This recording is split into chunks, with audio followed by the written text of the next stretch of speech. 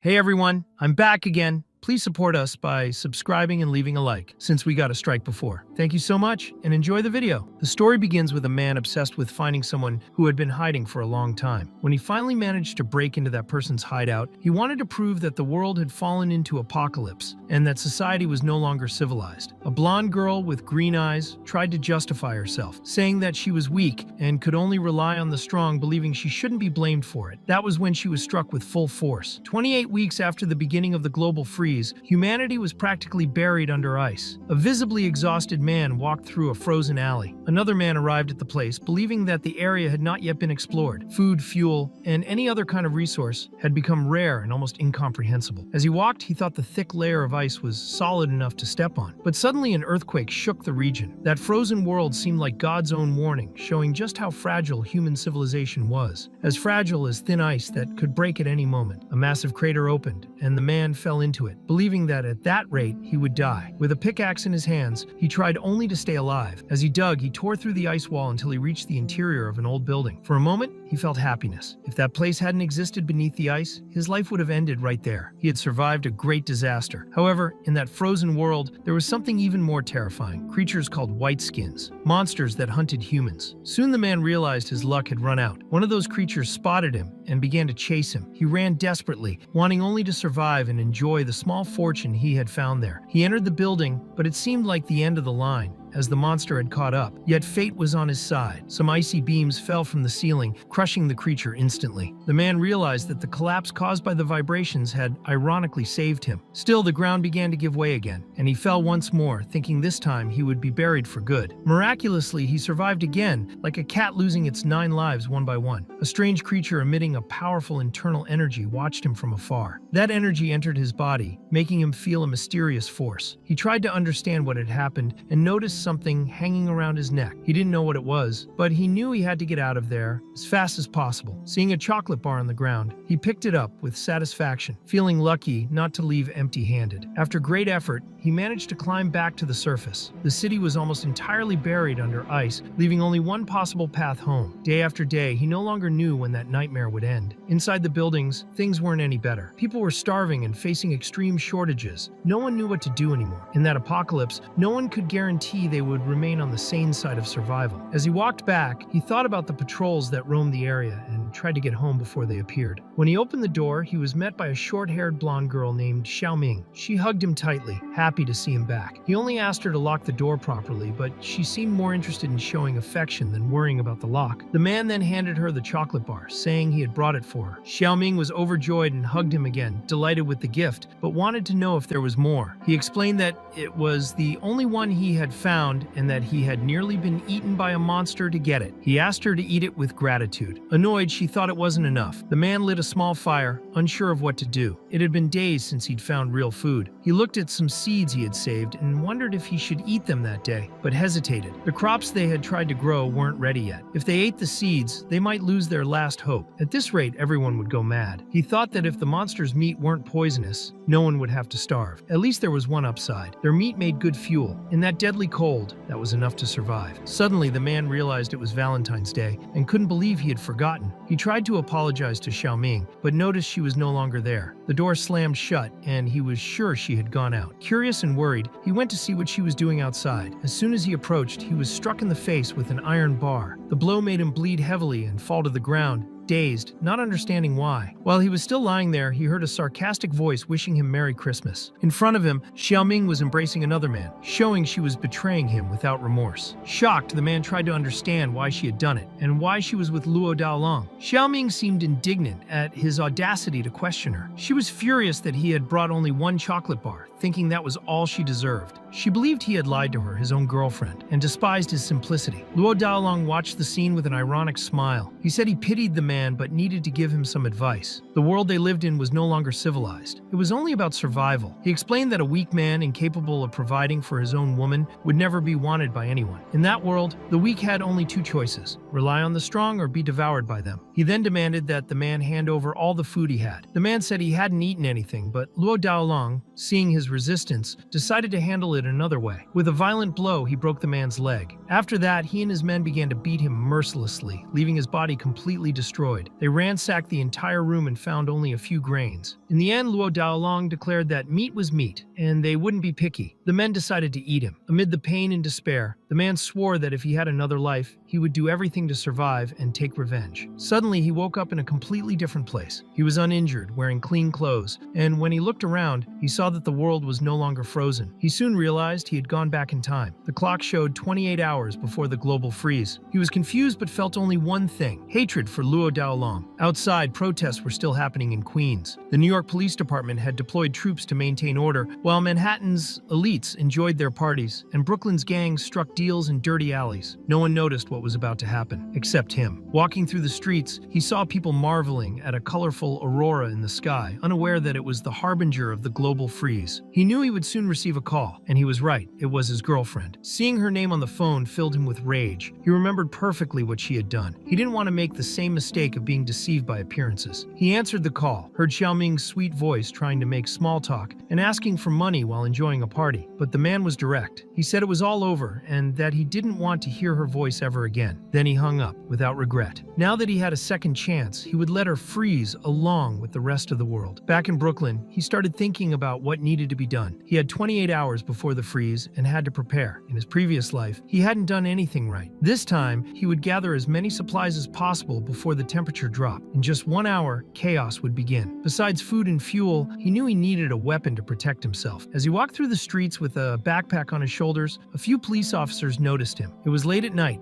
and they found it strange to see a man wandering alone. They decided to approach him. They ordered him to raise his hands and said he matched the description of a robbery suspect from 4th Avenue. One of the officers was suspicious of what he was holding, and the man explained it was just his phone. But it was already past midnight, and he couldn't afford to waste time with them. He told them to search him quickly and let him go. When they opened the backpack, one of the officers was startled by the metallic glint of an improvised weapon and shouted that the suspect was armed. Before the man could react, the officer pulled the trigger. He saw the bullet approaching in slow motion. Time itself seemed to stop. A strange energy began to flow through his body, and he realized he could move faster than the bullet. He dodged it, shocked by what he had just done. It was as if he had become a real-life Quicksilver. Furious at the cop who had almost killed him, he charged forward and punched him so hard that the man's face deformed as if he'd undergone an instant cosmetic surgery. The blow was so violent that the officer flew backward and crashed into a lamppost. His partner stood frozen in disbelief, unable to comprehend what he had just witnessed. All he could do was call for backup over the radio, reporting that the suspect had neutralized an officer and fled with his service weapon. The man ran through the streets at absurd speed until he reached home. Out of breath, he locked the door and collapsed to the floor, trying to understand what had happened. He looked at the gun in his hand and thought about the future. Now that he was back, he wanted to uncover the truth behind the strange power that had awakened inside him. Maybe this time he could survive. Still intrigued by his new abilities, he decided to run an experiment. He aimed the gun and fired. In the next instant, time slowed down. He could see the bullet cutting through the air as if everything were in slow motion. He reached out and, to his surprise, caught the bullet mid-air. It was as if he truly had superpowers. He wanted to understand the limits of his abilities, wondering if his speed could rival that of a supersonic jet. Perhaps it wasn't a special ability in essence, but with the apocalypse approaching, this gift might keep him one step ahead of everyone else. Suddenly, he heard a noise at the door. He wondered who it was. An elderly voice called out to him. It was the old lady from the floor below, worried. She asked if he had heard a gunshot. Nervously, he improvised an excuse, saying it was just the TV since the remote control was broken. The woman believed him and, relieved, wished him good night. The man felt grateful for her concern and realized he needed to act fast. He remembered a supermarket nearby, the perfect place to stock up on essentials. Using his speed, he got there in an instant. He entered, grabbed everything he needed, and passed through the checkout so fast that the cashier didn't even notice him. When she looked up, all she saw was the bill left on the counter, and she had no idea what had just happened. Moments later, a pair of robbers burst in. The woman, thinking her day couldn't get any worse, found herself in yet another nightmare. They announced the robbery and demanded money, but before they could act, something strange happened. Outside, a creature was approaching. The air began to freeze. Thin layers of ice formed on the floor,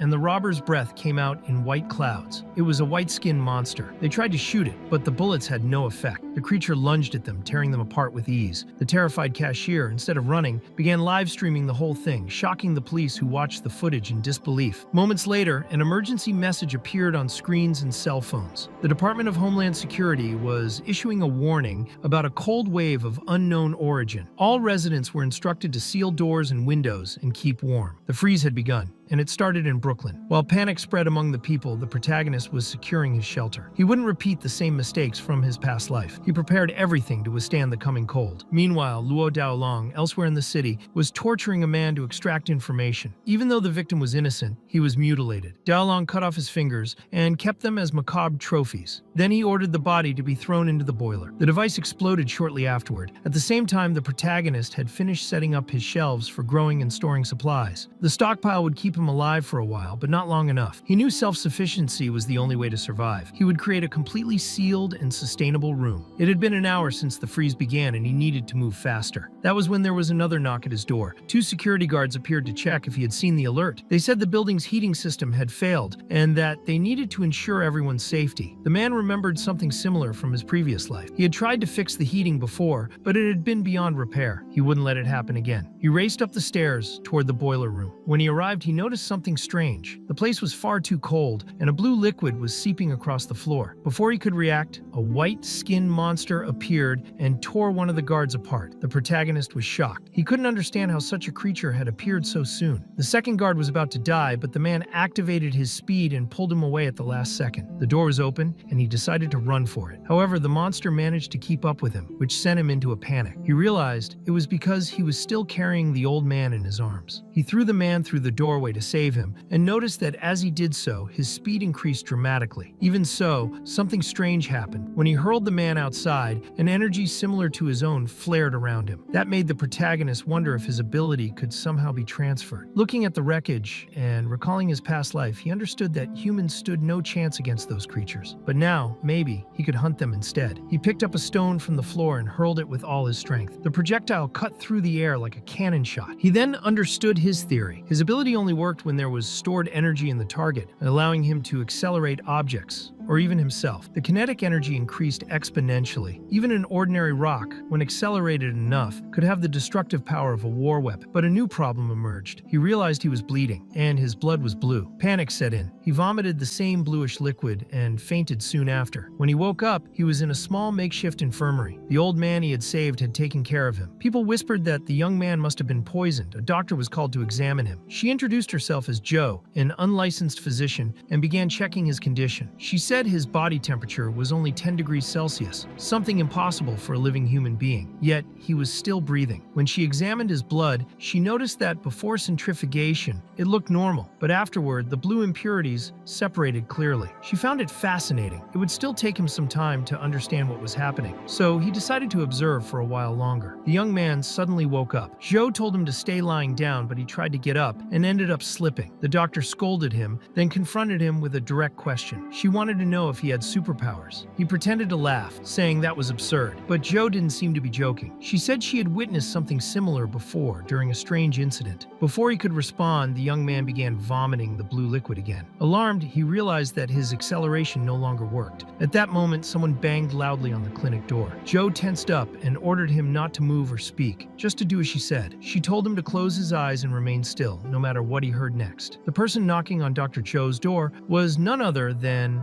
Luo Daolong. He politely introduced himself, saying he wished to speak for a moment. He explained that he'd heard rumors that the resident of room 409 was being treated there. Upon hearing that voice, the protagonist instantly recognized the man who had tortured him in his previous life. His heart raced. If he could have used his acceleration at that moment, he would have killed Daolong without hesitation. Dr. Joe remained calm and said the patient had died of poisoning. Daolong gave a cold smile, saying that was shameful, but also curious. He looked at the motionless body on the stretcher and remarked that he had seen the boy blink, suggesting she check again. Zhou realized he was trying to provoke her, but before she could react, Daolong drew a knife and threatened her, saying he would cut off one of the dead man's fingers just to make sure. The doctor stood her ground. She slapped him across the face and accused him of questioning her professionalism. His subordinates were furious, ready to attack her, but Daolong himself ordered them to stand down. Feigning politeness, he apologized to the doctor and said he had been rude. He thanked her for her work, since she had saved many of his men. Still, before leaving, he issued a veiled threat, reminding her who really kept that rundown clinic running. Once he left, the protagonist could finally breathe and sit up. Zhou knew he must have many questions now. Linmo remembered that, in his previous life, Daolong had killed him out of sheer cruelty, and this time, he seemed even more twisted. He didn't understand why the doctor had protected him, but he intended to find out. He asked her where his clothes were, and Zhou simply pointed to the wardrobe. Meanwhile, Daolong and his men headed to the boiler room. The cold was worsening. Public services were issuing warnings every 20 minutes, and even the internet was starting to fail. He believed the cold wave was divine punishment. In the basement,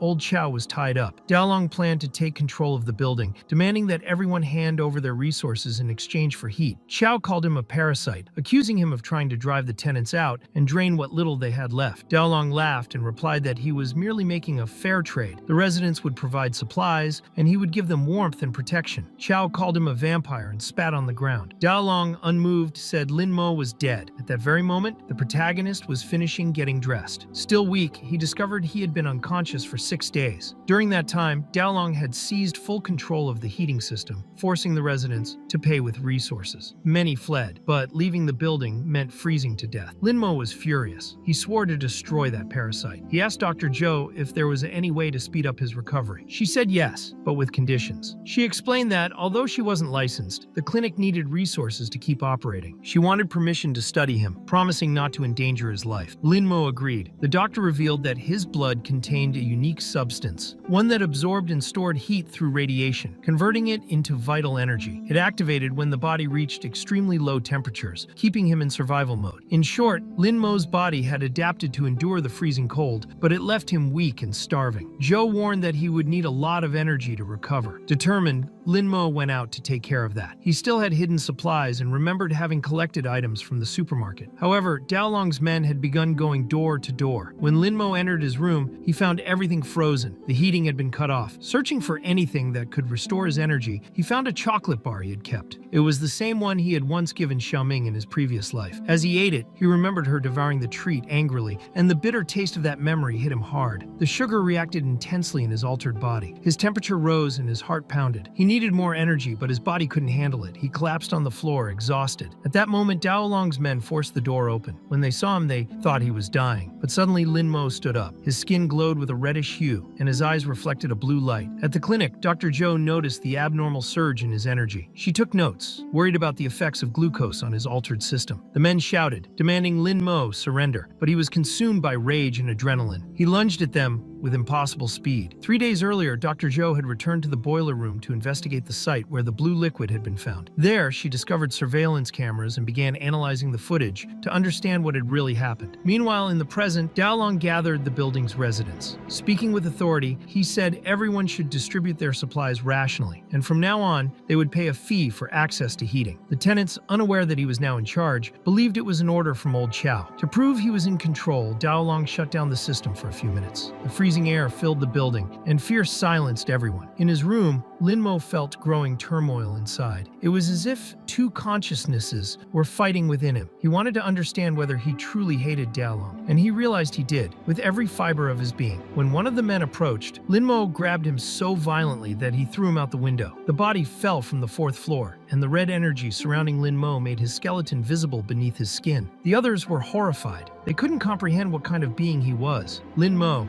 with his super speed restored, dodged their attacks and struck back. One man tried to hit him with a golf club, but Linmo moved so fast that he sliced the attacker in half. At that moment, Xiaoming appeared. Linmo, confused and in a trance, saw her pointing a gun. She fired. but it was just a hallucination. Dr. Joe had injected him with a dose of insulin to stabilize him. Slowly, he fell to his knees, struggling to breathe. Joe watched, exhausted. She found it awkward to have to put him to sleep again, but it was necessary. While he rested, she explored the small improvised greenhouse and tasted one of the tomatoes he had grown. She was surprised by the flavor. It could feed many people. Outside, a young woman was walking with her husband. Both were starving. The man searched his pockets and realized that the last chocolate had been given to his daughter that morning. Before they could speak further, a white-skinned monster appeared and attacked the man, tearing him apart in seconds. The woman screamed and ran in desperation, but the monster caught up to her, knocking her down. A blond man from a neighboring building witnessed the scene. He lit a Molotov cocktail and threw it with precision. The fire ignited the creature, which roared in pain from the heat. The woman managed to run to the elevator, but the monster, even while on fire, was still alive and enraged. She pressed the buttons repeatedly, begging for the doors to close before it was too late. The lights in the area turned on, and the white-skinned monster hated the brightness, becoming somewhat disoriented. Out of nowhere, someone started playing Smells Like Teen Spirit by Nirvana, and the monster seemed to hate that sound even more. The woman trying to escape was named Dorothy Perez. As a child, her dream was to become a doctor. Over time, she became a nurse, met Matt, married him, and had a daughter named Maggie. After that, they moved into a new apartment. Everything seemed normal until the world froze suddenly.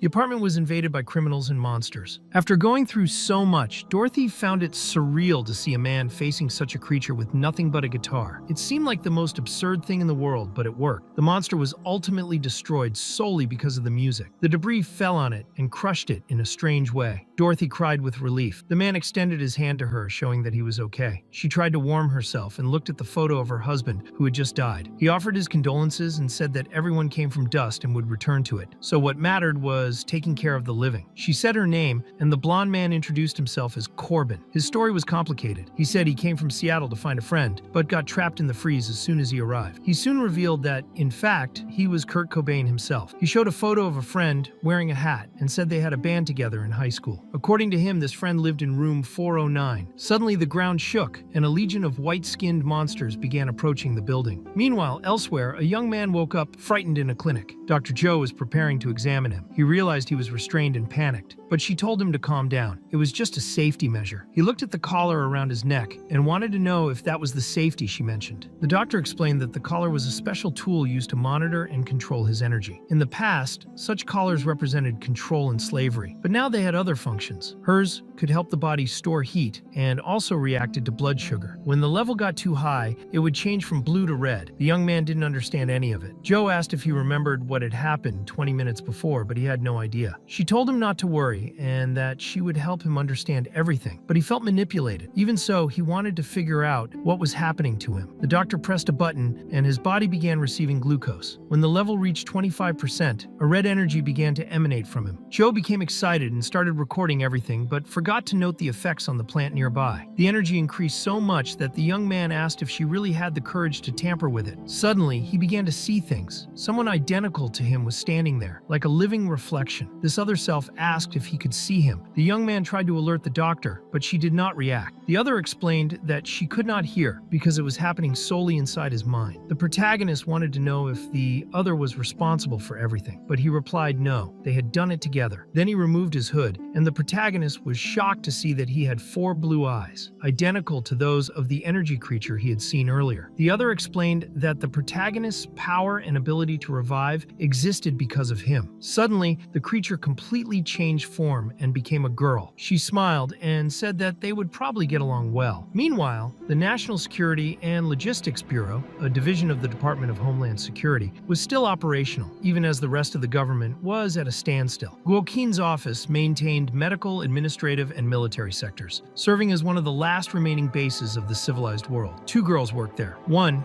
wearing glasses, was already irritated with Barbara Ripley, who kept asking the same questions repeatedly. To make matters worse, the IT department was experiencing system failures, and the chaos outside only worsened. Barbara was head of the biochemical department and an agent of World 4. When they finished what they needed, Barbara handed a report to a bald man who was outraged. He said they had no time to waste. Climate change and cyber attacks had destroyed communications. The front line had been out of contact for 48 hours, and they needed to act. The man believed the war had changed, but Barbara didn't care. She kicked him and said he needed to stop trying to be politically correct. They then went to the biological observation room. Barbara wanted to know if he understood why she was so nervous. The man was shocked by what he saw. It was the body of a white-skinned monster, with clear signs that it had once been human. Something appeared to be trapped around its neck, seeming to be a soldier's body. Barbara believed he had disappeared shortly before the internet went down. When the security personnel found the body, it was already lifeless. Old records revealed it was an agent called Silver Hammer, but 24 hours later,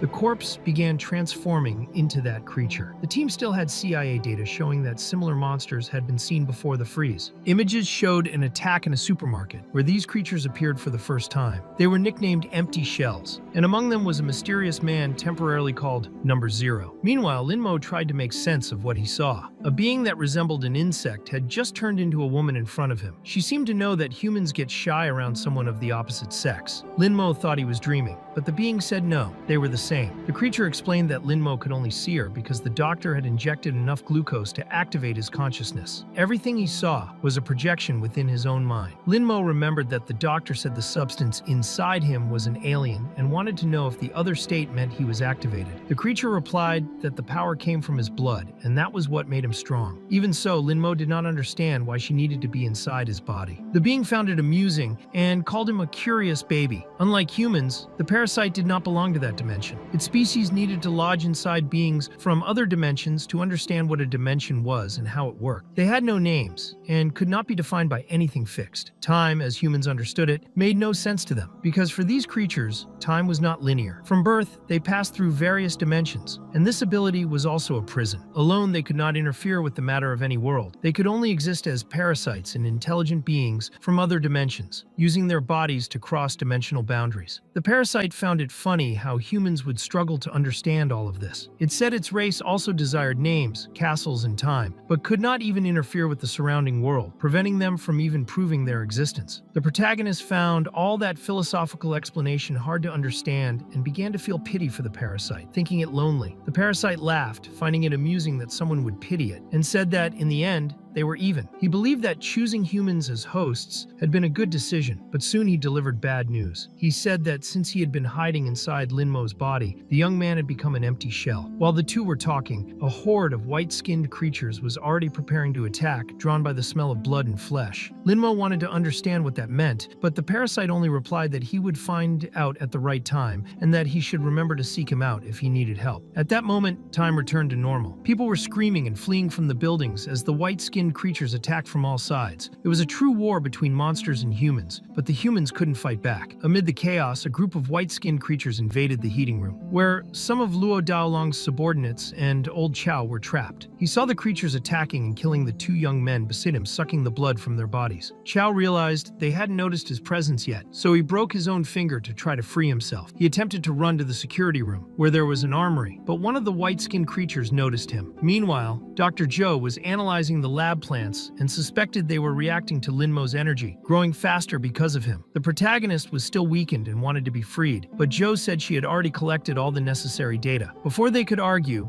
a loud noise echoed through the corridors, and suddenly a white-skinned creature appeared. The parasite warned that Linmo was an empty shell and grew angry seeing him trapped in that situation, thinking they had already escaped the illusion. Still, it said it wasn't the time to worry about that, because if Linmo didn't act, the doctor would be killed. Linmo reacted as quickly as he could. He grabbed Zhou in his arms and dodged the creature's attack. She was impressed by his agility and, curious, asked what that being was. Linmo replied that he didn't know exactly, but it was dangerous and said he would handle it. Zhou warned him not to overuse his abilities, but he already knew that. He found her techniques strange but useful, even thanking her for helping. She found it odd that he said that at that moment, but before she could respond, he charged at the enemy. More white-skinned creatures began to appear, moving in groups. Zhou took the opportunity to observe the limits of his abilities. Linmo believed he needed to eliminate all of them before running out of strength, but he noticed that these creatures were slow and predictable. He could anticipate their movements and take out several at once. Some even began to retreat in fear. The doctor noticed he had only used about 10% of his energy. She found it impressive and suggested he move more freely. Linmo found it strange that she was monitoring his body, but didn't hesitate. He gathered his strength and delivered a blow so powerful that several white-skinned creatures were sent flying, completely destroyed. Joe began to question how much he knew about these creatures and asked him to tell her everything he knew. Meanwhile, old Chow, covered in blood, tried to understand what was happening. He had just struck a white-skinned creature with a crowbar and knew that if he hadn't, he would already be dead. He decided he needed to get out before his luck ran out. He received a call, and on the other end, they asked if they should call him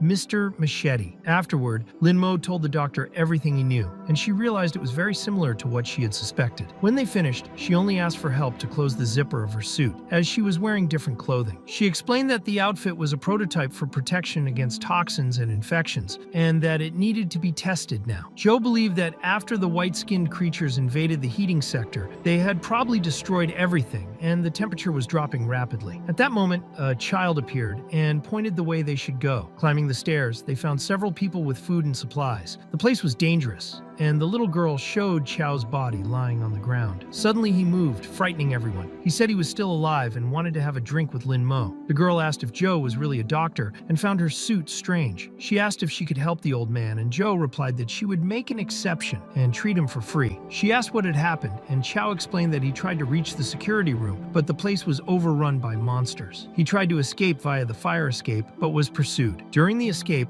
Luo Daolong appeared and began killing his own people to keep the white-skinned creatures occupied with the bodies. He sacrificed the weaker ones to slow down the monsters. Chow even got shot by Daolong, but luckily he wasn't hit in a vital area, though he was losing a lot of blood. They needed to find a safe place. Lin Mo decided to go after Daolong, who continued killing people to use them as bait. The building was old, but the room they were in was still the safest place. While searching for supplies, Lin Mo ended up finding Daolong. Daolong, frightened, fired several shots, unable to believe Lin Mo was still alive. Lin Mo dodged the bullets and tore off the enemy's arm and leg in a swift attack. Daolong didn't understand and said they had no reason to fight, but Lin Mo couldn't accept that. The man had sacrificed innocence out of selfishness. After everything he had gone through, Lin Mo didn't want revenge, just justice. He had already died and returned once, and now he only wanted to protect what remained. But seeing what Daolong had done, he was filled with rage. Nothing could change his decision. He set the man on fire, making it clear that in this frozen apocalypse, mercy no longer existed. When everything was over, Lin Mo took Joe, the child, and the old man to a warehouse. He felt something strange because he didn't feel anything anymore, neither anger nor relief. Joe thanked him for taking out that human monster, and now at least they were safe, even though the place was full of debris and without heating. The plumbing system still worked, and they had Maggie and the injured old man. They couldn't rely only on fuel to keep warm. Outside, the white-skinned creatures were still roaming. Lin Mo believed they needed to reinforce the walls and the shelter. He thought the warehouse materials would be sufficient. To reactivate the heating, he would have to go to the base, but the building was overrun by monsters. If they didn't solve it soon, everyone would freeze. The girl began sneezing, showing they needed to act quickly. The old man suggested that Lin Mo go through the waste tunnels. He did so, but the path was filled with nests of white-skinned creatures left by the previous residents. Suddenly, Joe appeared and fell on top of him. She asked what the hell that was, and he replied that he didn't know yet. He wanted to know why she was there, and Joe explained that the old man had said 2 people would be needed to operate the system, and since he was weakened, it would be risky to try alone. The protagonist noticed that among the monsters, there was one different from the other white-skinned creatures. It seemed stronger and faster. Lin Mo had little energy left and knew he could lose if he fought it for too long. Old Chow had explained that these creatures didn't eat human flesh, but sucked blood, and the tubes scattered around the place were precisely to transport that blood. The question was where that liquid was being sent. Meanwhile, upstairs, Maggie looked out the warehouse window and saw enormous white-skinned creatures outside. They were as tall as the building, and one of them had a strangely swollen belly. Corbin and Dorothy walked through the corridors trying to find a safe path, not knowing if those things would attack them. When they saw the creatures' movements, Corbin thought it resembled Morse code. Old Chow hoped they would understand the signal and not come to the warehouse. But the opposite happened. Corbin misinterpreted everything and began heading in that direction. Meanwhile, Lin Mo and Dr. Zhou were trying to reach the base, but the path was blocked by nests made of human bodies. A loud noise echoed, attracting the creature's attention. Suddenly, while passing through the nests, a white-skinned creature appeared, holding a sword. Lin Mo reacted quickly, trying to protect Zhou,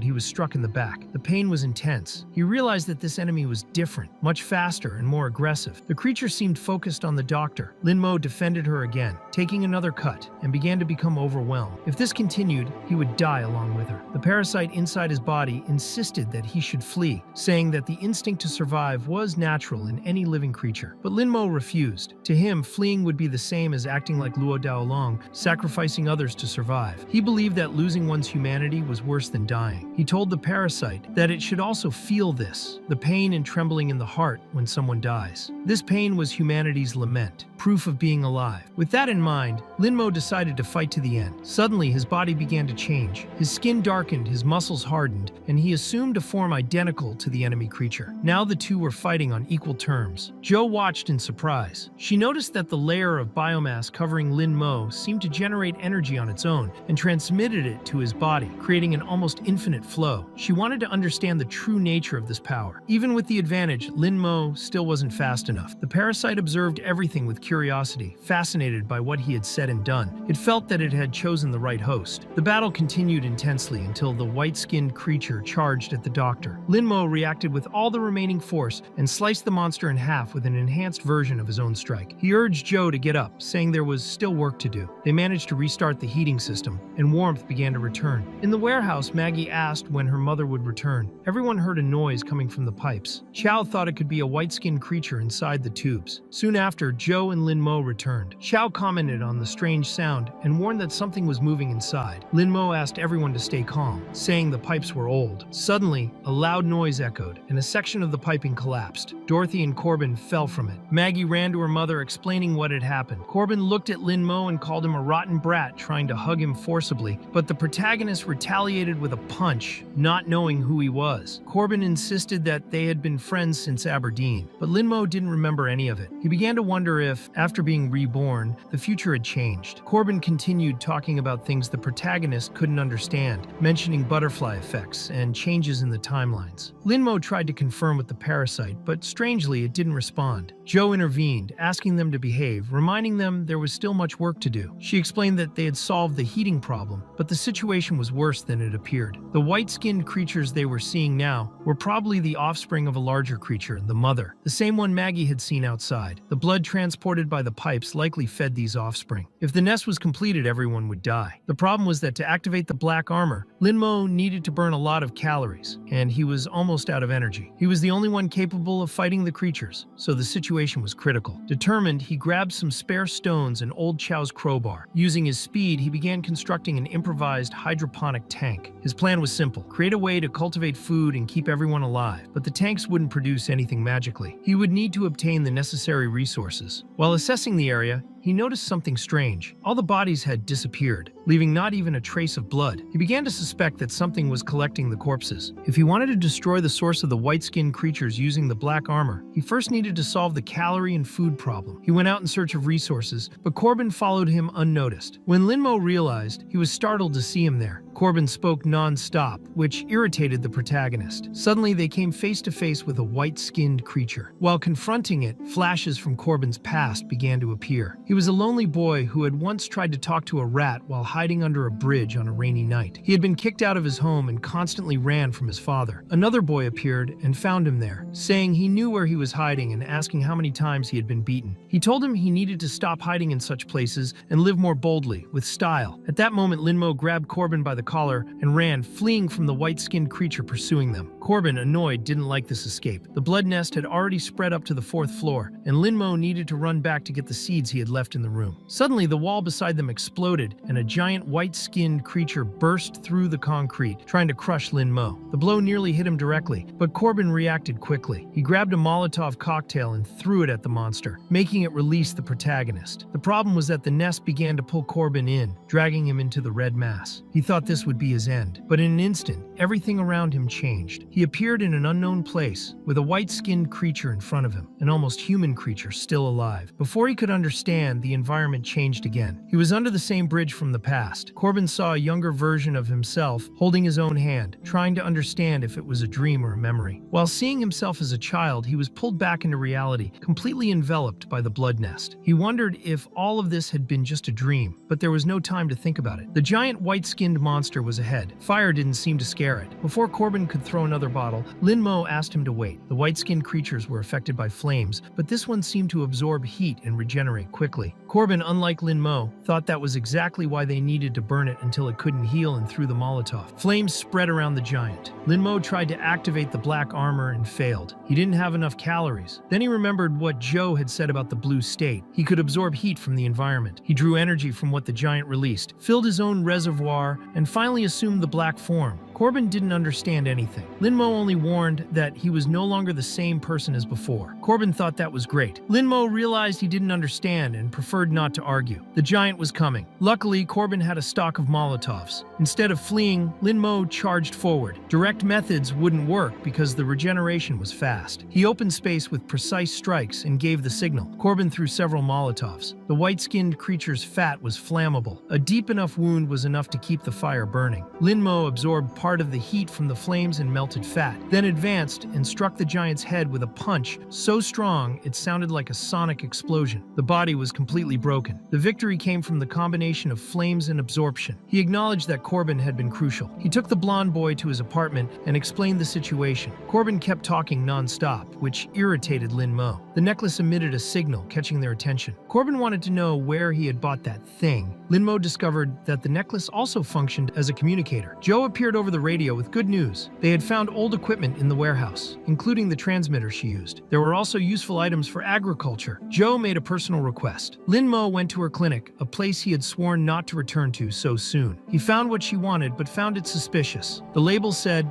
biohazard. He checked the doctor's computer, saw references to a colleague, and realized Joe had been hiding things from him. In the end, they returned to the warehouse. Everything had gone well. Since the building had few accessible floors, Lin Mo was only able to retrieve some seeds from his own room. Chow wanted to help with the cultivation, but Lin Mo asked him to rest. He was injured. Joe offered to support the garden. She understood a bit of botany and biochemistry. Later, Lin Mo spoke privately with Joe. She requested the item. He wanted explanations. He asked who she was. She was surprised he still didn't know. He questioned whether she had requested the item on purpose. He discovered that the vial had been used as bait to bring him to her apartment. Joe revealed her full identity. Joe Shuya, an agent of the Guoqin Jubu Biochemical Security Department. He had only guessed half of it. She opened the box and explained. It was not bait. It was a key to their survival. Since Lin Mo had already assumed a form very similar to the monsters, she suspected a biological connection. In her hand was a white-skinned energy storage organ. This could confirm the hypothesis. Even outside the body, the tissue still absorbed heat. Its behavior resembled the phenomenon observed in Lin Mo. He didn't understand what this had to do with the so-called key, nor why she was revealing everything now. Joe asked for patience. First, they needed to solve the agriculture issue. Using calculations, he assembled the hydroponic box, considering the crimson limit to accelerate growth. The question was whether he could enter that state. His energy was limited. Absorbing ambient heat helped, but not enough to sustain the crimson without restrictions. If they increased absorption and storage efficiency, he could enter the limit without constraints. Adjusting the responsible organ would increase efficiency. Lin Mo found it complicated. Joe was direct. She wanted him to insert the organ into his body. He feared rejection. Lin Mo's black tissue began, on its own, to envelop the fragment. Even he didn't understand. It seemed that the black form wanted that piece. Red energy began to leak. A monstrous silhouette projected over him. Joe concluded that the parasite was the source of Lin Mo's abilities. She wanted to understand how something so large could fit inside him. The parasite, in turn, indicated that it was time to cultivate. The seedlings were ready. The benches had been disinfected. Maggie appeared curious. Lin Mo showed her the lettuce seedlings. She asked what it was. Dorothy explained that it was the girl's favorite green for hamburgers. Maggie wanted to know if her father would take her to eat when he returned. Dorothy froze. The girl still didn't know her father had died. Corbin brought wheat, tomato, and cucumber were missing. Lin Mo decided that, in any case, they would make hamburgers for Maggie. Dorothy thanked Lin Mo for taking care of her daughter. Corbin nearly revealed Lin Mo's secret. He cut the blonde off immediately, asking for secrecy regarding his powers. The fewer people knew, the better. Joe then explained that when she worked at the Guoqin office, she had participated in a field project with maximum security. Everyone involved had signed confidentiality confidentiality agreements. She discovered delicate details. The project used immersive infiltration. Brainwashing and hypnosis made agents believe they were civilians. They gathered intelligence without fully realizing their roles. They acted as human monitors. In the end, the office would do whatever was necessary to preserve the results and the country's resources. She still couldn't say whether the Guoqin Bureau was paralyzed, nor did she know if they intended to monitor them. If they discovered the protagonist's situation, nothing good would happen. That's why the fewer people who knew about him, the better. After being alone at the planting site, the boy used his power, activating the red side. Suddenly, communications returned. The system was restarted and reconnected to the satellite, revealing a vast expanse of ice. Visibility was limited, and the teams could only gather information from the ground. Functional terrestrial equipment needed to be located. Only 3 drones remained available, and due to the extremely low temperature, the batteries wouldn't last long. Even so, they tried to gather as much information as possible before any accident, searching for something useful. During the sweep, one of the drones ended up slicing the mother white skin's arm and was destroyed shortly afterward. The creature reacted with such a strong movement that it caused the ground to tremble. The protagonist sought answers from the doctor, who showed him the external images. The weather seemed frozen, and the mother white skin had given birth. The parasite inside the boy was visually connected to that creature. Realizing that the monster was about to attack, the protagonist ordered everyone to duck. He destroyed part of the building, and by a narrow margin, no one was hit. Still, it was not a time to relax. Fragments floated in the air, and the boy didn't understand what was happening. The creature launched another strike, but again, no one was hit. Corbin and Dorothy managed to escape to an intact area, while the place where the doctor and protagonist were collapsed. The doctor needed Corbin's support, and the protagonist counterattacked, using the parasite's red power while wearing his armor. The drones managed to capture some images of the monster, but the signal was lost. Elsewhere, a girl asked her father what they should do. The newly restored communications were still unstable, and connecting to the bunker would take time. Going out to investigate was dangerous, and the group remained sheltered inside an armored truck. Meanwhile, the protagonist fought at full strength. It was the crimson limit. The embers of his power seemed to reignite. The white skin manipulated the floating fragments, throwing them like blades, but the boy dodged all attacks. When the monster gathered several fragments and formed a huge stone sphere, the protagonist destroyed it with a single punch, causing an explosion. The doctor and the others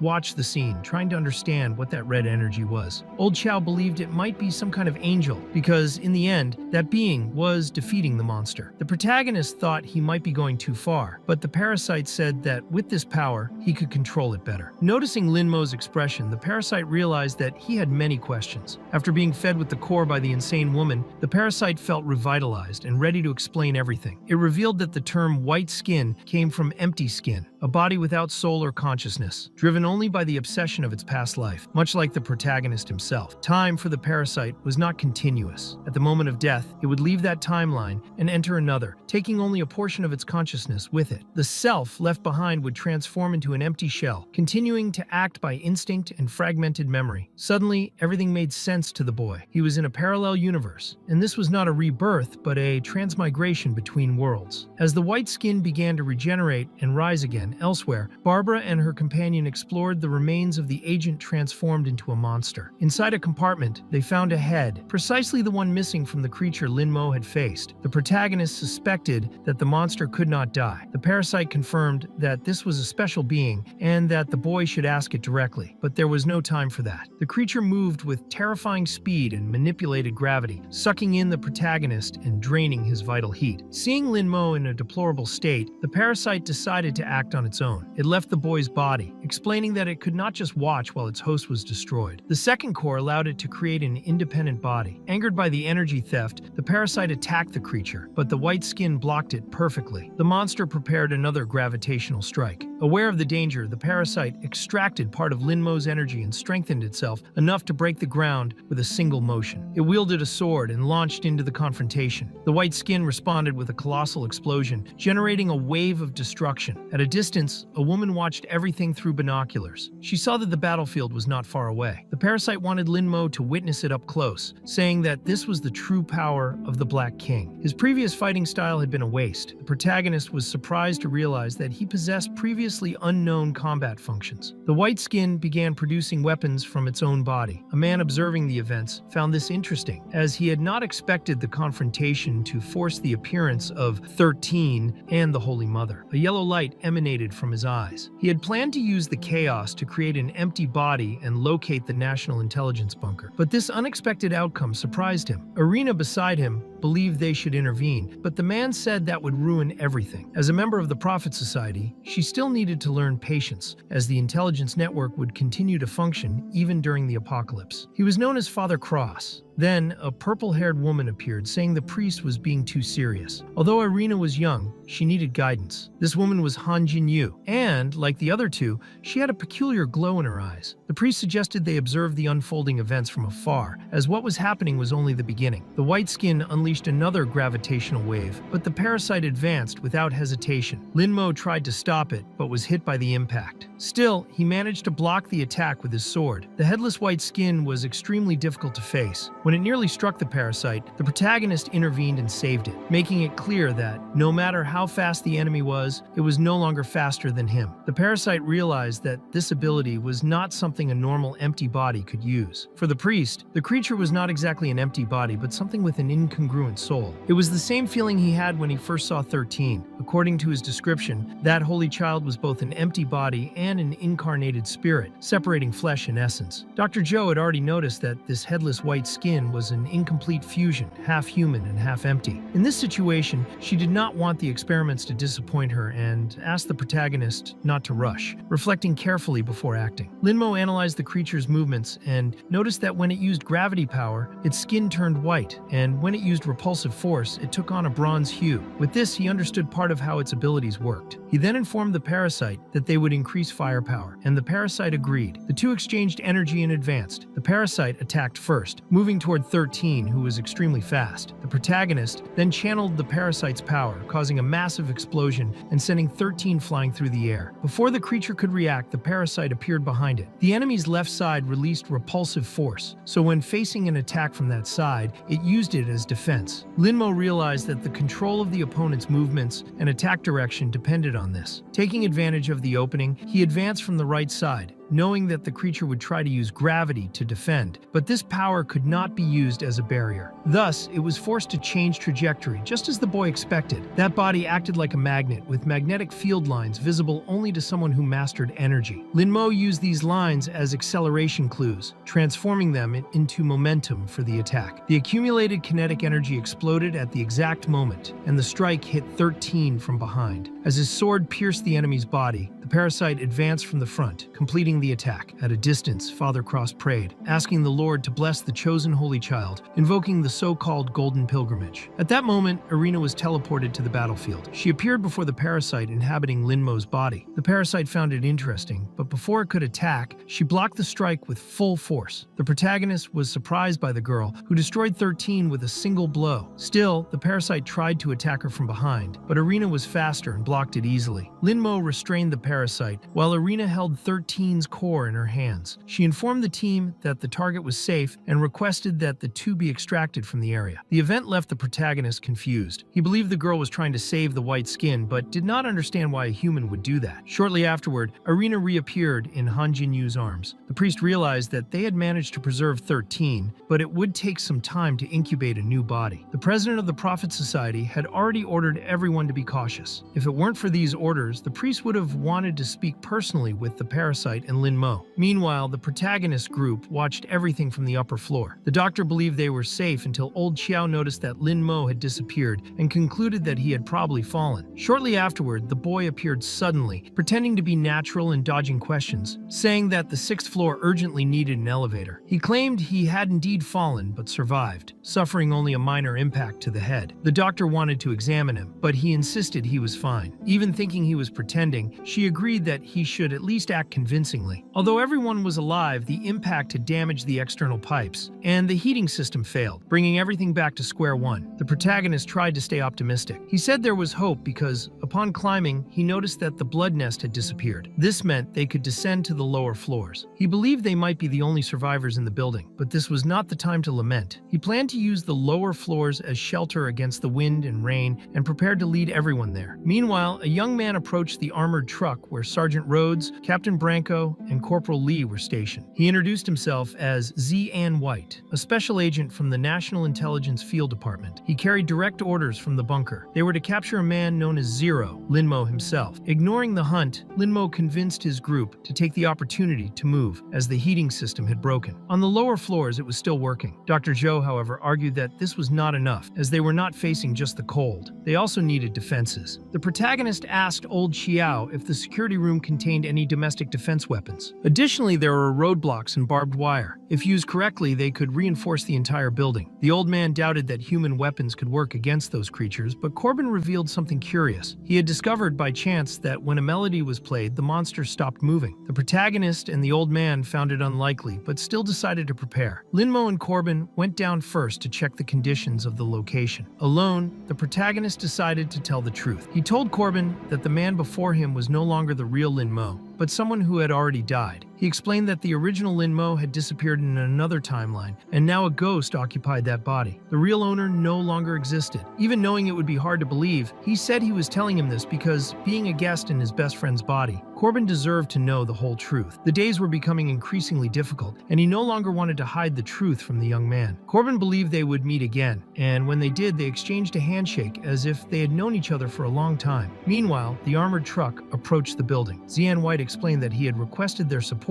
because a major information disruption had occurred, and this failure was not natural. It was believed to have been caused by a person, precisely the target they were trying to capture. As a full explanation would be too long, he decided to focus on the main points. After the start of the global freeze, the National Intelligence Office had activated the National Crisis Management Protocol. However, communication was cut off, and the execution of the protocol became chaotic. The team was isolated, receiving no new orders, and remained on site for a long time. The captain believed the communication failure might have been caused by the monsters, but Z-An White disagreed. He said that, as dangerous as they were, those monsters could never have also destroyed the backup communication system. Everything indicated that the destruction had been caused by human action. Considering the disaster of the freeze, the emergence of the monsters, and the communications blackout, everything seemed excessively convenient. Now, with communications restored, the bunker was investigating the sequence of events as a priority. It was certain that everything had been planned and executed by a secret organization, leaving no trace in the intelligence network of the office. Even so, the woman on the team did not fully believe this hypothesis. To her, no organization, no matter how secretive, could act without leaving traces. Z-An White, however, believed these individuals were like ghosts. The young man's squad had already had contact with them, and the outcome had been tragic, as all the comrades had died. Z-An White could not provide more details because he did not have sufficient authorization. He only said that an individual identified as Subject Zero had been detected, and that, for the current situation, he was the only lead capable of leading to this organization. That was why the bunker had requested direct assistance. During the journey, the driver stopped the truck upon seeing survivors on the road. The situation seemed strange, and the captain thought it best to check. He got out of the vehicle and introduced himself, saying they were from National Intelligence and offering help. The survivors requested rescue, claiming that Brooklyn was collapsing. The captain knew they had an urgent mission, but could not simply abandon them, so he decided to share some supplies. One of the survivors reacted aggressively, grabbing a knife and trying to attack him. Z-An White was forced to open fire, and from atop a building, another enemy threw a Molotov cocktail. Z-An White responded quickly, shooting the bottle and causing an explosion that killed the attacker. In the end, they were forced to eliminate all aggressors, who had completely lost control. After the confrontation, the group returned to the truck. The girl seemed worried about her father, but he believed that in situations like that, people would do anything to survive. There was no other option but to defend themselves. Meanwhile, the protagonist organized the shelter. He planned to install the plant greenhouse on the 3rd floor. The west sector would be used as a living area, and the rest was damaged. Parts of the 4th and 5th floors had collapsed, so the 3rd was the safest point. The 1st and 2nd floors would be converted into containment zones with traps, and the security room would serve as an outpost and command center. Dr. Joe asked about the last battle, as he had said he had encountered something similar to their own species. The young man explained that a human had stolen the core of a white-skinned creature. Joe then asked him to listen to to a recording. The message stated that, in the past, the Lord had sent the flood to purify the world, and that humanity had been corrupted by an evil government that monitored all citizens, manipulating their actions and leading them into sin. The audio claimed that only pure souls would be saved, and that the hope of the apocalypse would be guided by the so-called holy children. After listening, the protagonist concluded that it was an ancient cult linked to obscure government practices. Joe explained that this cult was known as the Prophet Society, a secret group responsible for various covert overseas operations. Some associated them with the Masons, others with the Illuminati. The government had created a special intelligence department to deal with this threat, but the organization was officially eradicated and later forgotten. However, according to Joe, the Prophet Society seemed to have re-emerged during the ice apocalypse. The protagonist found it strange, as she had previously worked in the boss department. She explained that she had an old colleague in intelligence, and that, according to reports, the Prophet Society had been exterminated, not merely dissolved. This meant there should have been no traces, as national intelligence was not inefficient like the CIA. Considering the current circumstances, Joe believed this new Prophet Society came from another universe, just like the protagonist, who was a ghost human. He did not understand how she knew this, but realized that she had heard everything through the necklace she had put on his neck. Joe believed that the Prophet Society had already marked him as a target, and now there was one more enemy they needed to protect themselves against. After this revelation, they continued with the relocation and preparations in the shelter. Inside the truck, no one was surprised to learn that national intelligence had no records of the Prophet Society. This was connected to the very creation of the National Intelligence Office. They all reached the same conclusion that the Prophet Society was directly related to the so-called espers, and considered Lin Mo one of them. He had become the highest priority target. Finally, they prepared a hamburger for Maggie, and while exploring the building, Dorothy found a bottle of tequila. Knowing that the old man liked to drink, she gave it to him. The man then made a drink and offered it to Lin Mo as a way of thanking him for saving them. They decided to drink together, although the doctor was not willing to try.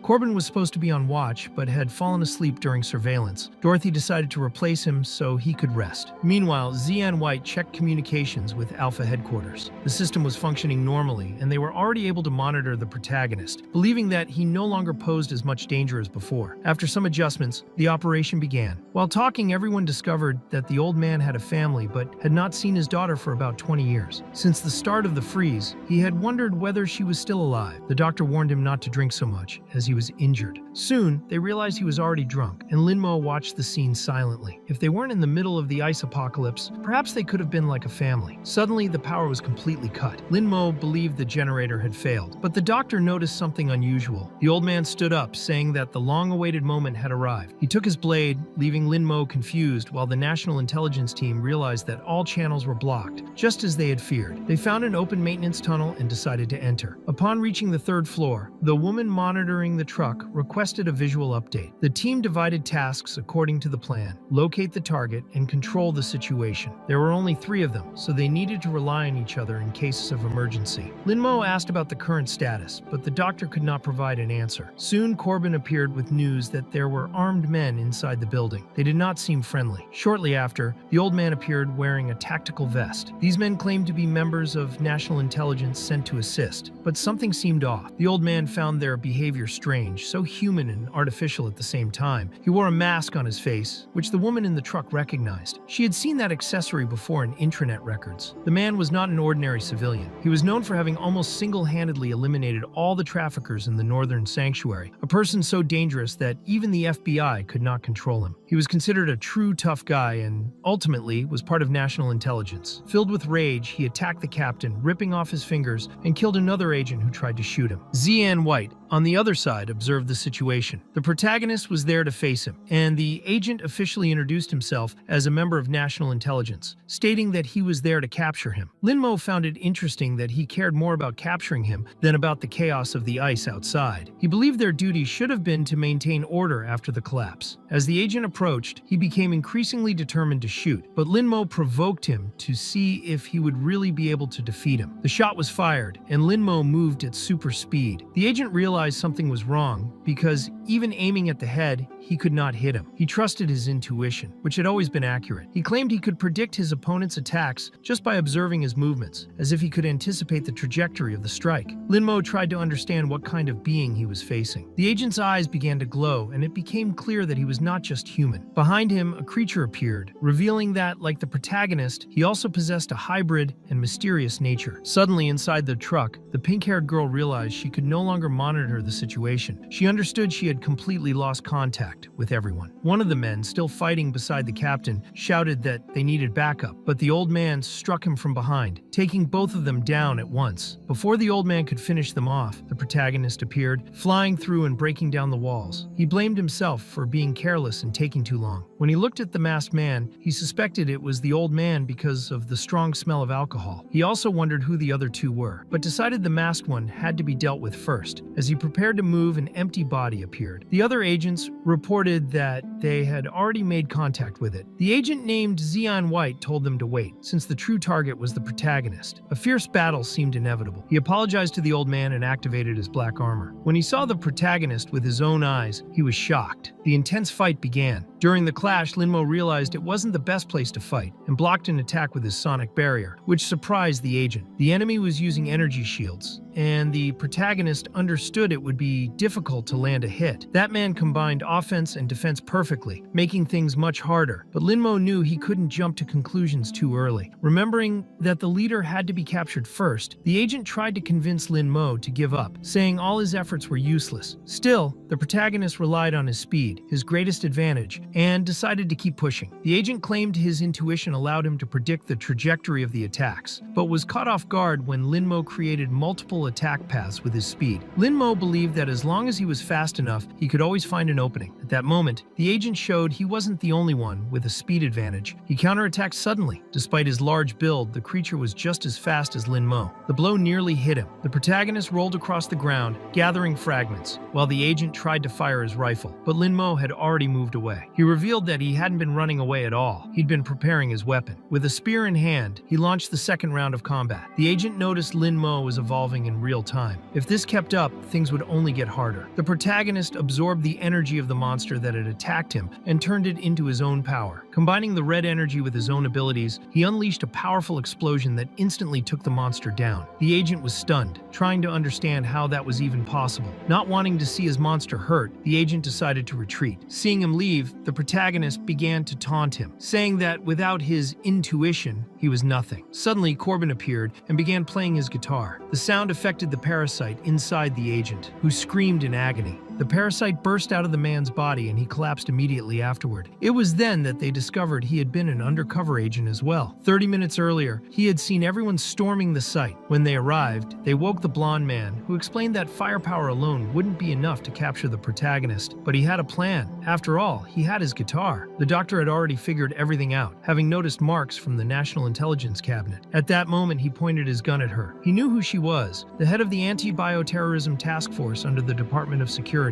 But the doctor wasn't going to surrender easily. With a quick movement, he fired, hitting the fake hair she wore as a disguise. She believed he was there because of the test, pretending to be a friend while secretly monitoring her, but she thought he didn't remember any of it. Corbin, however, had no idea what she was talking about. Moments later, he received updates on his smartphone. Alpha wasn't responding. Bravo and Delta were injured. Even so, he confirmed he had located survivors and that a doctor was present. The captain then told his daughter that the wounds had been stitched up, but he'd lost his fingers. The one responsible for it all was Dr. Ru, now in handcuffs. Corbin believed the freezing incident had been caused by rogue agents, traitors he called them, but the doctor countered, saying it was they who had betrayed Project Europa. Corbin was stunned by the revelation. Europa, the second moon of Jupiter, had long been thought the most likely place in the solar system, besides Earth, to host life, yet it was completely frozen. Still, the name felt symbolic, like New York now. The higher-ups had used Europa for the project, even though it had nothing to do with NASA, just to make it sound tied to some prophetic society. Corbin grew angry at the doctor's words and began to threaten her. If it weren't for her knowledge about the protagonist, he would have killed her already. Instead, he decided to back up Alpha's data and capture the survivors. The doctor asked what exactly he was so afraid of. By then, the protagonist had already been captured, restrained, and prepared. Even if he woke up, he wouldn't be able to move. They had injected enough insulin to leave him weakened. All of it was based on the doctor's own research, now branded as treason. With most communications restored, they managed to reach the nearest shelter, formerly a hospital in Manhattan. Before leaving, Xian White asked whether they had found any monsters or empty bodies. Since nothing had been located, he thanked them and signed off. Meanwhile, Jinyu had cut the power and noticed rats in the area, but among them was also a wolf. She decided to wait until the fight was over before taking action. Then she planned to bring good news to the priest. All the survivors were inside the truck and saw the protagonist tied up like that. Maggie grew curious, wanting to know why. Chow had just regained consciousness. Everyone was bound. Anna, the pink-haired woman, saw Joe and quickly threatened her after being provoked. The two already had a long-standing grudge. At that moment, someone appeared on a motorcycle. Everyone was confused since she didn't seem to feel the cold despite the freezing temperature. She could only be an Esper. Suddenly, the person on the motorcycle fired at the truck, shaking it violently from the impact. It was Jinyu. She had missed the first shot. On the second, she hit dead on, flipping the truck over. Without wasting time, she ran to check on the target's condition. Inside the vehicle, Agent Xian White asked how Lin Mo was doing. Anna remarked that the agent seemed a little too concerned about the boy, but he wasn't the only one there. Aside from him, everyone was fine. The agent explained that his sole mission was to take the man known as Zero back to the bunker. The rest was her team's responsibility. Anna went to the front of the truck and found the driver alive, though her father was trapped and injured in the wreckage. Even wounded, her father assured her he wasn't going to die. His concern was for those approaching the truck, and what he saw was worse than expected. They were white-skinned monsters. They were in deep trouble. The concentration of them was so high it could kill them all at any moment. To make things worse, Corbin could no longer use his guitar. It had been shattered in the crash. With no other options, the agents resorted to the most primitive method, shooting them all. With no alternatives left, they decided to release the doctor. She ran to help the captain, who was gravely injured. Dorothy assisted Roe, while the old man took care of Maggie. One of the monsters tried to kill the driver, who attempted to fight back with a knife, but Anna reacted just in time, shooting the creature with her rifle. The doctor realized the captain's condition was very bad. Jinyu appeared behind the agent, who had almost forgotten there were pursuers lurking nearby. There was no doubt about it. She was an Esper. Dr. Joe understood that the group wasn't strong enough. Their only hope was the protagonist himself. Meanwhile, Jinyu advanced toward the agent. She disarmed him effortlessly, slicing his weapon clean in half. He was stunned. She asked why a saint would help a sinner. He didn't understand the question at first, until suspicion began to dawn on him. Perhaps she was from the Society of Prophets. Jinyu's real target was the man known as Zero. She wanted to know if he didn't intend to return. He didn't understand what she meant, so she explained he was a saint, an Esper, and he should know he hadn't originally been an agent of national intelligence. He didn't belong there. She believed he still had unfinished business elsewhere. That shook him. It was true there was someone he still cared about. Even so, he preferred to believe that the side he belonged to didn't matter. What mattered was protecting what still existed and had value. As she eliminated a white-skinned monster, the group took the opportunity to free the protagonist, even though it caused his blood sugar to spike. Jinyu made it clear she was there to take him. But suddenly, the protagonist himself threw her out of the truck. Despite that, he was in bad shape. He started vomiting a strange blue liquid. He was still weakened and had the mask on his face. Dr. Joe explained that she had injected him with glucose, which might help him feel a little better. Even so, he realized his energy was still too low. He also noticed that the doctor had changed her hairstyle. She told him that at that moment, everyone's survival depended entirely on him. The old man was starting to panic. There were too many of the white-skinned creatures to fight. Dr. Joe asked if he had anything sugary to eat, but he thought that was the wrong time for that kind of question. Besides, at his age, he might have diabetes, and most of their supplies had been left behind in the previous building. Meanwhile, the protagonist kept feeling dizzy. That was when Maggie handed him a chocolate bar, saying her father had left it for her. The little girl still didn't know she had lost her father. The young man tried to refuse, but she insisted he eat it. When he saw the wrapper, he realized it was the same brand he used to give his ex-girlfriend, the one who died. In the end, he ate the chocolate, and his energy rose almost immediately. The old man was nearly caught by one of the white-skinned creatures, but the protagonist saved him with a single palm strike that unleashed a kind of sonic barrier. He liked the feeling, but there were too many enemies, and he hadn't expected that. Somehow, the white-skinned creatures began to look frightened when they faced him. Agent Xian White also noticed the whiteskins were retreating. He received a transmission saying the scheduled meeting meeting time had already passed, and he needed to report his status. He explained there had been complications. At that moment, Jinyu walked among the creatures. Since they had once been human, it made sense they trembled before the most powerful holy child, the protagonist himself. The agent also wanted to know who the woman beside him was. She introduced herself as a guide of the Prophet Society and said she hoped he would join them to fulfill the mission entrusted to the holy child by the Lord. He remembered the Prophet Society. The doctor had mentioned it before. Even so, he refused her offer, saying he had more important things to do. Jinyu recalled the priest saying they had to prioritize that mission if they wanted to return. So, given that, she drew a massive katana from within her own body, leaving the young man completely stunned. He found the weapon's state strange. It was covered in cracks resembling abyssal scales. She apologized and swung at him, but he dodged just in time. Confused, he wanted to know if she could use more than one ability, but that wasn't all. The space around them began to fracture, and he realized he had to act. He hurled one of the fragments toward her, but saw her body simply absorb the attack. That was something he had never seen before. She found it intriguing, saying she was sure that attack had only been a test. According to the priest's descriptions, his ability was capable of much more. He suspected it might be a provocation, but in the end, she was right. Meanwhile, Dr. Joe monitored the data and saw the situation was still unstable. The parasite inside the boy's body was dormant, and his anniversary was approaching. The enemy was clever, and beyond the basic difference in strength, the rest of the battle would come down to abilities. The protagonist's ability was his greatest trump card. Linmo already knew he couldn't use his black armor ability. Doing so would mean losing one of his most powerful resources. Besides, no one knew whether the enemy had more tricks prepared for the anniversary. Jinyu, who had already slipped up once,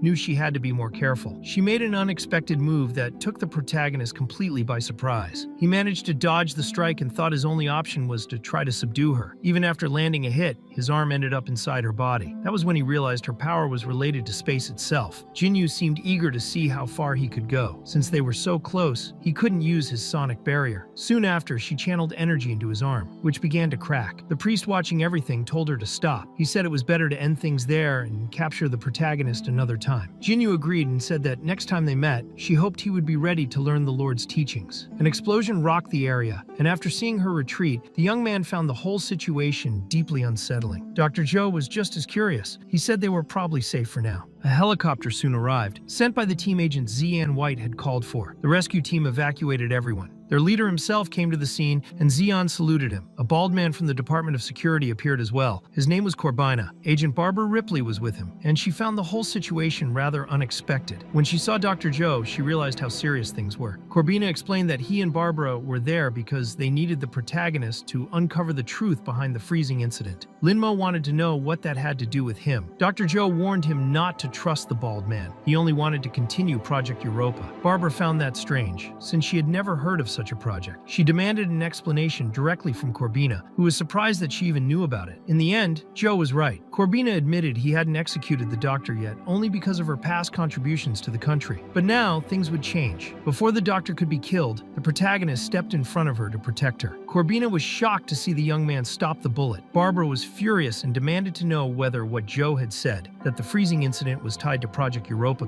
was true. The bald man replied that she would find out, but not now. Then he ordered the soldiers to take Barbara away. Joe warned the protagonist to be careful. His energy still wasn't fully recovered. He could feel his body giving out. He knew that if he could use all his power, dealing with those people would be easy. Corbina then ordered his men to capture the protagonist and kill Joe. In the end, everyone had been saved, and that was what the protagonist valued most. He promised himself he would never run away again. He told the doctor to hold on tight, then used his abilities to leap from the building and escape. Corbina hadn't expected the young man to be that fast. Once again, he received a kick from Barbara, who scolded him for being too naive in his decisions. After the kick, Corbina was left unsure of what to do. They decided they should return to the bunker, since there were still many things they didn't understand. Meanwhile, the protagonist broke into the new location through a window, carrying Joe. Although the doctor was unharmed, his condition was critical. She found a bottle of milk beside a corpse. She couldn't help but notice that the two seemed to have died together, as if they had departed this world side by side. At that moment, the protagonist began to remember fragments of his past. Dr. Joe told him to stop doing that since he needed to be eating. They put onions, potatoes, and the frozen milk to cook. While they talked, someone approached them with a bat, ready to attack. The doctor grew worried since her suit had run out of power and she needed to find a place to recharge it. Upon hearing the approaching noise, she quickly grabbed a gun. The person tripped over the corpse and fell, hitting their head hard on their own baseball bat. Dr. Joe wanted to know if that person had been spying on them. The person then revealed her face. It was a girl. She said her name was Penny, a survivor, and explained that she had only been scavenging for supplies nearby. When she saw the fire burning, she decided to check it out. She also said she had a fortress where she was staying and could take them there to find shelter. Even so, Joe suspected it might be a trap. The red-haired girl looked closer and recognized the protagonist. She said he was the guy who always bought cigarettes. That's when he realized who she was, probably someone the body's original owner knew. Penny was surprised to see him alive, since she had heard that a group of monsters had already attacked the apartment where he lived. They decided to follow the girl, who guided them through a subway entrance. She explained that the survivors who hadn't made it home in time had taken refuge there. Over time, they had made modifications and turned the place into a shelter base. Still, Dr. Joe found the markings on the walls strange. There were bizarre graffiti, and though that was common in Brooklyn, something about it felt off. One symbol, an eye, caught her attention. Penny urged them to hurry, saying they needed to get inside quickly. Once they entered, she introduced them to the old New York subway line. The atmosphere was different. The people there seemed to take part in some kind of silent cult. Soon, the station leader appeared, a woman carrying a gun. Penny explained that she had gone out to complete the month's quota because her brother was sick, so she had taken the job in his place. On the way, she had found new survivors, and since she already knew the man, she vouched for his trustworthiness. The blonde leader called her soldiers to conduct an inspection. When she saw Lin Mo's eye, she was stunned. Then she welcomed him, calling him Holy Child. She knelt before him, and everyone else followed her lead. Dr. Joe concluded that they must be members of the Society of Prophets, but noticed they seemed different from the group that had attacked them before. Maybe they weren't the same. The blonde leader explained that they had been hiding there since the start of the apocalypse. No one had come to save them. It was as if the world had forgotten them, but the empty bodies hadn't. She said that at first, she thought God didn't exist in this world. Everything changed the day she saw the stolen ones, altered creatures. To her, that was the first miracle. It was also the first time she had seen one of the holy women with her own eyes. Since that attack, everyone there had converted to the Society of Prophets, helping to shelter other survivors left homeless by the apocalypse. The holy women had returned to the surface to continue spreading the gospel. She said that if not for the protection of the Holy One, everyone there would be in constant danger. Before leaving, the holy women had prophesied that one day a saint wearing the ring of the sacred eye would come to them. They had waited for that day following the prophecy, and now they believed it had been fulfilled with the arrival of the protagonist. She made it clear that the survivors needed him. That stirred something inside the protagonist. He knew that in the apocalypse, hope was one of the most precious things. People began treating him as a divine being. They offered him cereal and food to eat. Everyone believed that only he could protect them in this ruined world. Since battles consumed enormous energy, they thought it fair to prioritize him. That was why they risked their lives to gather supplies. Yet deep down, both the protagonist and the doctor believed those people were hypocrites, that they only wanted to enslave others in the name of the Society of Prophets. The food was already running out, but the blonde leader didn't want anyone to know. The protagonist's appearance only reinforced the survivor's belief in the Society's lies. He had been used without realizing it, and that filled him with anger. He wanted to do something about it, but Dr. Joe had already figured everything out. She thought that even if he tried to expose their lies, no one would believe him. He knew that too, but he still wanted her trust, because he had a plan. The blonde leader told him he could call her Hannah and that she was at his service. Since she had declared that he was everyone's hope, the protagonist said he would like to help. His plan was simple but effective. He proposed building a cultivation chamber inside one of the train cars, which would ensure a basic food supply. He also intended to repair the power and heating systems, preventing everyone from freezing in the dark. Deep down, though, he was really helping to expand the underground platform. Dr. Joe still didn't fully understand his intentions. Even though he didn't believe in the people there, he knew they believed in him. And it wasn't kindness that motivated him. Since his powers consumed huge amounts of energy, his real goal was to use the Society's resources and labor to keep his abilities active. He wanted the Society of Prophets to work for them. But there was an important difference. He wasn't acting out of deceit or exploitation. He trusted in kindness. In his original world, the same frozen disaster had occurred. Back then, he had been ruthless and distrustful of everyone. In the end, he was betrayed and killed. He felt that everything was repeating itself. If he had trusted Xiaoming a little more, maybe she wouldn't have chosen Luo Dalong to betray him. Thinking carefully, he realized something important. According to his latest analysis, humanity's greatest weakness in that apocalypse was accessibility. Because of it, people lost themselves to their own limitations. Some became selfish and petty. He didn't want to be seen that way by anyone. Just then, Penny tripped again and fell hard, breaking her glasses. Even so, she announced that she had found something incredible beneath the subway. Since power had been restored, they decided to explore deeper. At first, it looked like just a maintenance tunnel, but soon they realized it wasn't a normal station or a regular access point. There was a door leading to a different kind of facility. It turned out to be an old installation of the National Intelligence Agency. Dr. Joe had one of Anna's access cards and used it to open the door. When they entered, the protagonist quickly noticed that no one there seemed to like the doctor very much. Dust covered everything, showing that the place had been abandoned for a long time. There were no signs of ice inside either, which raised suspicions that some kind of continuous heating system was operating. The place was very strange. After going deeper, they discovered it was a hidden base built within a civilian facility. The base computer requested a protocol code. Dr. Joe took a risk and entered Project Europa. To everyone's surprise, she successfully gained access. The system began performing an automatic update. During the process, the computer revealed that the Icebreaker project was integrated into the global containment network, and that this project was merely a subdivision of Project Europa. From this information, they realized that the organization had known in advance about the coming global freeze. Dr. Joe was outraged. It was infuriating to learn that the National Intelligence Agency had hidden such a critical piece of information for so long. Because of that secret, countless people had died, but now she would have access to valuable data that could change everything. The protagonist quickly noticed the change in her behavior and understood that the situation between her and the National Intelligence Bureau was more complicated than it seemed. The freezing, the espers, the empty bodies, and the Bureau's involvement all suggested that every mission they'd been through was interconnected. The doctor began recalling things from her past, and the young man realized he knew almost nothing about her, which made her even more mysterious. Suddenly, the computer emitted an alert. The civilian railway route had detected a large number of bill signals. Dr. Joe was confused, unable to understand what was happening to those people. Barbara was also nearby, and the system indicated that arrival at the platform would occur in 30 minutes. Since Joe didn't know if this was related to the accidental activation of the icebreaker, she decided to check it out personally. The protagonist chose to follow her. Her suit had lost its charge, so she put on a national intelligence uniform, covering the logo with tape in case members of the Prophet Society reacted badly. The protagonist also put on a similar suit and felt as though it were a second skin, though he noticed a slight loss of warmth. They went to see Hana, unaware that they were being recorded by a security camera. Meanwhile, the Prophet Society broadcast an emergency notice, ordering everyone to evacuate to the east side since the west track would be closed. The one who had requested this from Hana was Linmo himself, but she wanted to know why. Unable to reveal the presence of intelligence agents, he fabricated a story about a gas leak and said it would be safer for everyone to stay on the other side. In the end, he told her he would investigate personally, and Hannah handed him a radio to stay in contact. They went to the designated area. The protagonist repaired the lighting and found several people there, including Barbara herself. Joe wanted to know why she was there, but something felt wrong. The people were backing away from the platform, confused. That behavior hinted that something was influencing them. Barbara didn't respond, and then suddenly began transforming into a white skin. The protagonist had already suspected as much. Dr. Joe reacted quickly, firing several shots and revealing that Barbara was a body mimicking empty. The creature emitted a blinding light, forcing both Joe and the protagonist to close their eyes. The situation worsened when several copies of Joe appeared, all pretending to be the real one. It was impossible to tell which was the original. The real Joe tore off her own earring, got blood all over herself, and threw the object to Lin Mo, helping him identify her. That moment showed she was ruthless and efficient, despite seeming unstable. The protagonist began eliminating the clones. He knew the blood of the empty bodies was blue, which helped him tell the fakes apart, and they also lacked the same abilities as the real one. With the true Joe now beside him, they began searching for the core. The white skins that had attacked the apartment didn't have cores, which meant they were merely descendants of a stronger white skin. Killing the offspring did nothing, since the original would just create more. Linmo found their sudden appearance strange. When he first saw them, they had been motionless, as if waiting for orders. Their mimicry ability wasn't meant for combat, but for deception. It was as if someone had deliberately placed those creatures there. That was when Arena appeared, furious. She demanded to know what they were doing, accusing them of ruining her entire plan. Her goal had been to eliminate the mimics. She had told everything to the pastor, and Jinyu had warned that it would be best to avoid him. But Arena didn't care about plans. She only wanted them out of her way. As she approached, the doctor tried to shoot, but the bullets had no effect. The protagonist transformed instantly, shocking Arena. He was different from the last time she had fought him. Even Joe was surprised to see how much he had evolved. This time he had fused with his protective suit, achieving a more complete form. The parasite explained this to him,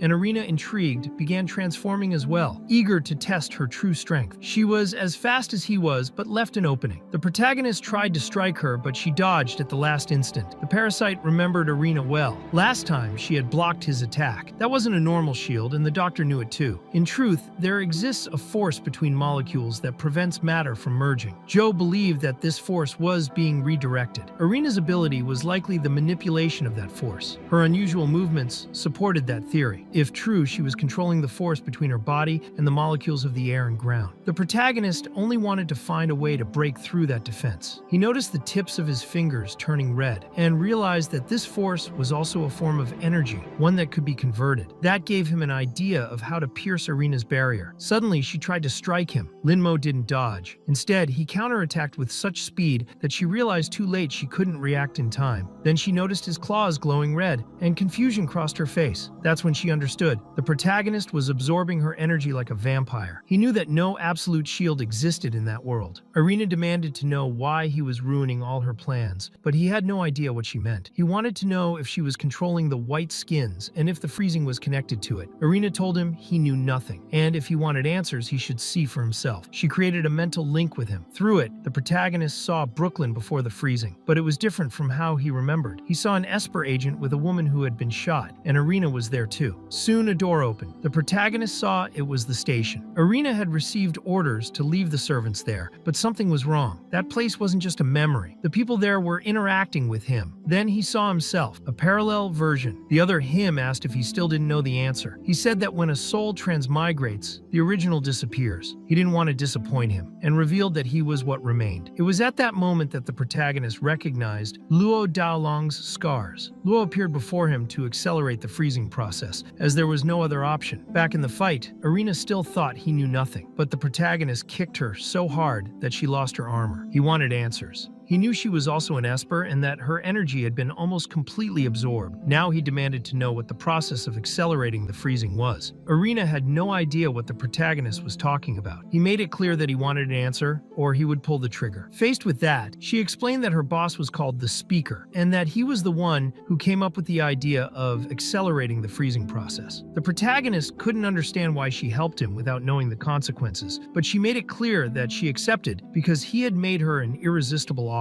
When everything was over, he would send her back to her original timeline. She only wanted revenge against certain people from that world. And as for what would happen after the freezing, she didn't care. Irina had assumed the world would be destroyed and used that as justification for her actions. The protagonist disagreed. He knew he had to stop them somehow, but Irina insisted that it was impossible. During all that time, she had been brainwashing the surviving refugees, turning them all into slaves. According to her, the weak should be ruled by the strong, and those fools deserved to be enslaved. In her view, just a little false hope was enough to make people lose even the ability to think for themselves. What she didn't know was that Hannah was listening to everything through the radio. Hannah broadcasted the entire conversation using the station's central control. The recording was sent to every New York subway platform, and everyone heard it. That was how Irina realized the protagonist's plan. The first step to stopping them was to destroy the false hope they had built. The soldiers began tearing off their masks and smashing them. The doctor was increasingly impressed by the protagonist. He was intelligent, observant, and strategic. Irina, however, kept laughing, convinced that it was already too late. Suddenly, she began releasing energy, and no one understood what was happening. 30 minutes earlier, Hannah had asked the protagonist if he had any last requests. He answered honestly. He wanted to know if she believed in the Prophet Society. She said she didn't trust them, and that she only believed in Lin Mo. Before he came along, the other holy children only used security as a threat. Over time, they exploited people's faith and turned them into slaves. She wanted to free everyone from their control, but most of the refugees were Christians from nearby communities, and that's why they believed the Prophet Society had come to save them. Because they were stubborn, all she could do was keep order as it was. For her, being the station chief was ridiculous, since she didn't believe in that system at all. Lin Mo completely disagreed with her. To him, anyone with a bit of common sense would help others as much as they could. If it weren't for her maintaining order, the station would already be in chaos. Since she had admitted she wanted to free the people from the Prophet Society, he understood that they needed to expose the organization's true purpose. He told her not to worry. She only needed to cooperate. At that moment, Irina tried to escape the same way she had before, but she was shot multiple times by Dr. Joe and Lin Mo. She begged them to stop, but it was too late. Moments later, she exploded. Elsewhere, the pastor carried a severely injured girl. Even so, she apologized for having failed. The pastor simply told her to rest. People began to fear the protagonist, and he didn't quite understand why. He believed they were facing a collapse of faith. People had become paranoid, and paranoia bred distrust. In the middle of the apocalypse, everything only grew worse. The protagonist tried to explain that the white skins who attacked the station had been placed there by the Prophet Society. They only wanted to deceive and enslave everyone, but he was nothing like them. Even so, people started shouting at the protagonist. He understood why they didn't trust him. The crowd demanded proof that he didn't intend to enslave them. Dr. Joe asked if he planned to solve the situation with violence, but people's unease couldn't be silenced by force. That would only increase fear and emotional collapse. The little trust that still existed would vanish, and everything could fall apart from within, just like it had happened to him in the past. Then Hannah appeared and fired into the air. She demanded silence. She asked everyone to calm down because she had something important to say. She tried to appeal to their faith. She said that the Lord had promised to return as the Savior in times of disaster. Once, she thought that if that were true, perhaps the Savior was already among them. The Lord had created them in His own image and likeness, which was why it wasn't easy to recognize the Messiah or to give a chance to someone who seemed mistaken. She continued, saying it wasn't the absence of divine love, but the blindness caused by evildoers that kept them from realizing that the Lord was already among them. Linmo didn't understand what Hannah was doing, but she went on. She explained that, whether impulsive or devout, everyone was loved by the Lord, and so she left a question hanging in the air. Who was the Savior? Who was the Messiah? The one who feeds the hungry and teaches people how to cultivate could be the chosen one. If anyone there had done those things, then he was the Messiah sent to save them. Penny said that the protagonist not only fed them, but also fixed the heating system, preventing them from freezing to death. He also helped solve their food supply problems. That's when Hannah added that the protagonist had exposed the conspiracy committed in the Lord's name. The people began to see him as a Messiah. Hannah had managed to convince them all. However, Dr. Joe was still suspicious. She didn't fully trust the blonde woman. In the end, the protagonist thanked Hannah for helping him out of that situation, but she wanted to know if he was thanking her as a human or as the Messiah. The protagonist quickly realized she was testing him, so he answered firmly that he was human, just like everyone else there. She held his hand tightly because she wanted to give him an important piece of advice. She thought he needed to express himself in a way that people could understand. Those refugees were beginners, coming from nearby religious communities, and they had strong faith. Only by thinking from their perspective could he truly guide them. Dr. Joe believed that ordinary people could only see despair and suffering, while the wise saw clearly and understood their place. That's why the foolish needed the guidance of the wise, to find hope even when everything seemed lost. After that, Linmo got straight to the point with Dr. Joe. The refugees were now aware, but the real problems still weren't solved. The base facilities only covered the basics. Any accident could shatter that fragile stability. Joe had already analyzed the facility's designs.